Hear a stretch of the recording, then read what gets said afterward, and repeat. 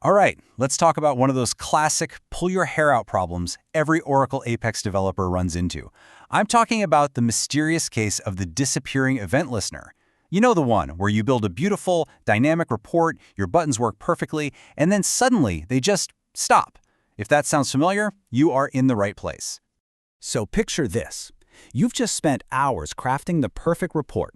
Maybe it's a classic report, maybe an interactive grid, and you've added these awesome JavaScript buttons to every single row. You fire up the page, give a button a click, and boom, it works. It's a great feeling, right? But then the user actually starts using the report. And that first click is so deceiving. For that one glorious moment, everything is working exactly as planned. The page loads, your JavaScript hooks in, the buttons are alive and kicking. You think, job done, but, well, not quite. And then it happens. The user hits next to see the second page of data, or maybe they type something into the search bar. Apex does its magic, refreshes the report with Ajax, and when the user clicks a button on this new set of data, nothing. Crickets. Your beautiful button is dead in the water. So, what on earth is going on here? Okay, let's get into the why, because once you understand this, the solution makes perfect sense. The issue isn't really a bug in your code, it's about the strategy you're using.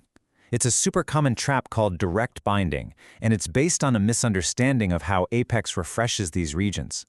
And this really shows the whole story. On the left, that's the code we all write at first. When the page loads, it finds all our buttons and attaches a listener to each one. Simple.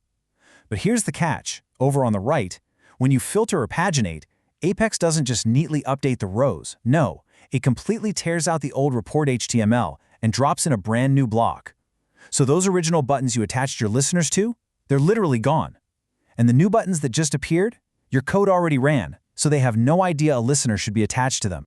So if we can't attach listeners to buttons that are constantly being destroyed and rebuilt, what's the solution? We have to think differently. We need to use a much smarter, more elegant pattern called event delegation. This, right here, is the professional way to solve this for good. Now, before we get to the how, we need to understand a fundamental concept of how the web works, and that's event bubbling.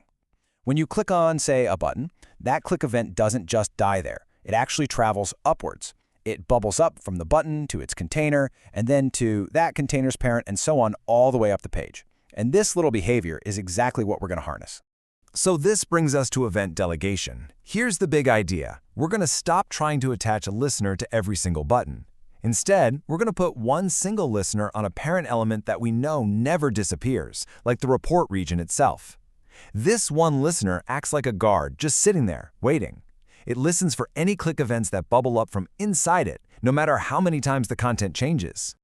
Okay, theory is great, but how do we actually do this? Well, the good news is it's a really simple three-step process. Once you learn this, you'll use it everywhere, and your code will be so much more robust. Let's walk through it. Step 1. In your SQL, you build your button HTML. Make sure you give it a unique class name so we can identify it later, and also a data attribute to store something useful, like the record's primary key. Step 2, and this is crucial, go into the Apex Page Designer and give the report's region a static ID. This is our permanent anchor. And finally, step 3, we write our JavaScript to attach that one single listener to the region static ID. And here's what that code looks like. It's actually cleaner than the old way. We grab our stable region by its static ID. We add one event listener for a click. Then, inside our function, we check the event.target, which is whatever the user actually clicked on. We use a handy function called .closest to see if the thing they clicked, or one of its parents, is our button. If it is, we run our code. If not, we just ignore it. Simple, clean, and bulletproof. Now, let's talk about why .closest is the secret sauce here. Imagine your button isn't just text. It has a little icon inside it. What if the user clicks the icon instead of the button padding? Well, event.target would be the icon, and a simple check would fail. But .closest is smarter. It starts at the icon and travels up until it finds our button's class. It makes your code so much more resilient. It's a total game changer. So, once you've mastered this pattern, you'll realize it's way more than just a bug fix. You've just unlocked a superpower for building really complex and interactive Apex apps. Let's look at where else we can use this. And the absolute #1 place you're going to use this is with interactive grids. I mean, think about it. Users can sort, filter, add rows, delete rows. That grid is constantly changing. Trying to use direct binding on an interactive grid is a recipe for disaster. For IGs, event delegation isn't just a good idea, it is absolutely essential. But this is where things get really, really cool. With this pattern, you don't just know that a button was clicked, you can figure out which row it was in. From the clicked button, you can find the parent table row, grab its internal record ID, and then use the interactive grid JavaScript APIs to get the entire data model for that specific row. You can pull any column value you want, the employee name, the salary, anything, all from that one-click event. It's incredibly powerful. And this pattern isn't just for grids. Think about cards regions where new cards load as you scroll down. Or dynamic forms where the user can click an Add Row button to add more line items. How do you automatically calculate the totals? Event delegation. And remember, it's not just for click events. This works perfectly for change events on a select list or input events on a text field. The possibilities are huge.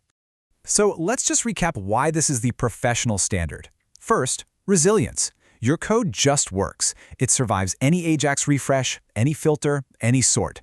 Second, it's way better for performance. You're creating one single lightweight listener instead of hundreds, which makes the browser happy.